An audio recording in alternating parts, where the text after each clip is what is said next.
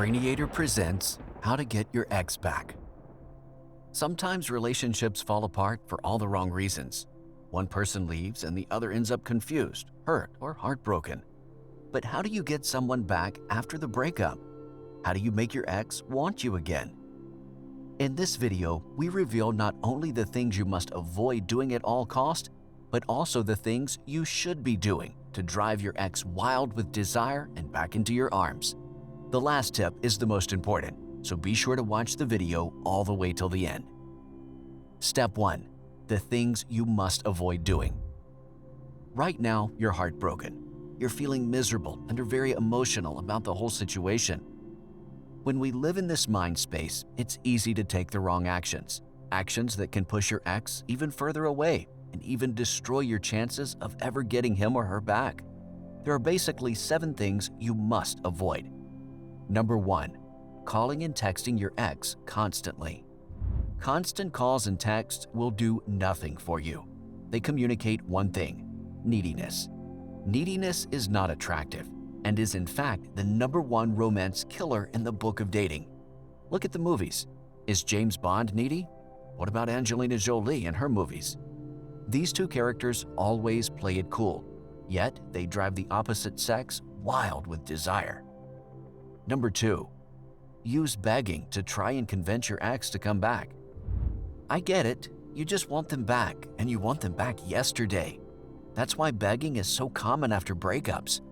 Please, please come back. I love you so much. What do I need to do to make you come back? What's the effect of all of this?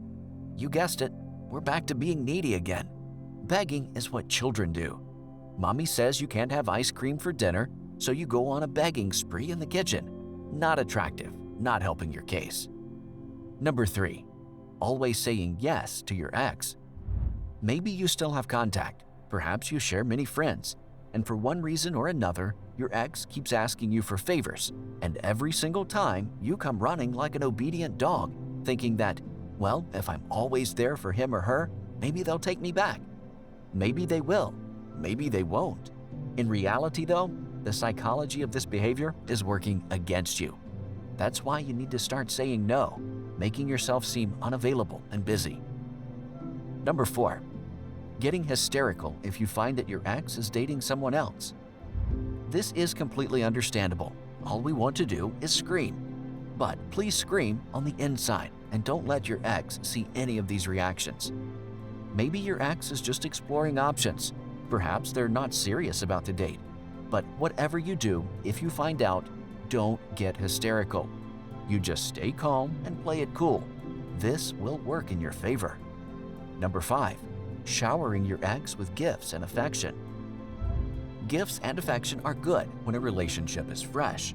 But when you've broken up with someone, save your money and effort. Don't send flowers and chocolate and little cards saying I love you. It may seem like the thing to do because it worked so well in the beginning, but the psychology at this point is wrong.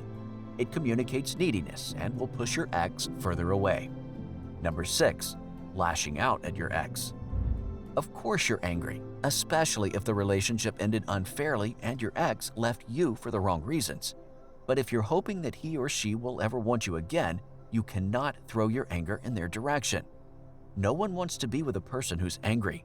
And keep in mind that lashing out at your ex can cause irreparable damage. It's all too easy to say things we don't mean when we're upset.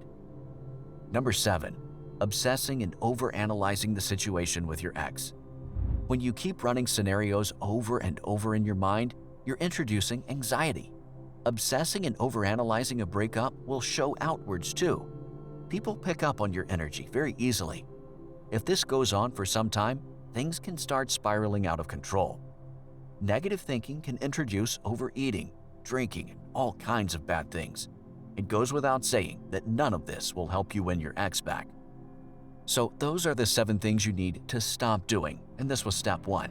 Now on to steps 2, 3, and 4, your strategies for what to do to make your ex want you back. Step 2. The pause. The pause means exactly that. You need to take a complete break from your ex, and that means no contact whatsoever. No texts, no chats, no phone calls, and certainly no sitting in the car outside their house at night. So what's the right amount of time? A week? A year? About 30 days is right.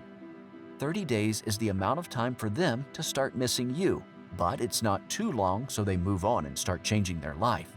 What you want is for them to get back to emotional neutral, a place where you have a chance of influencing them in the right direction.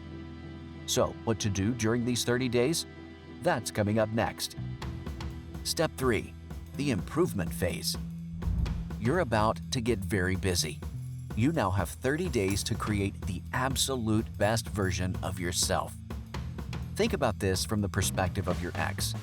What was the reason they fell in love with you?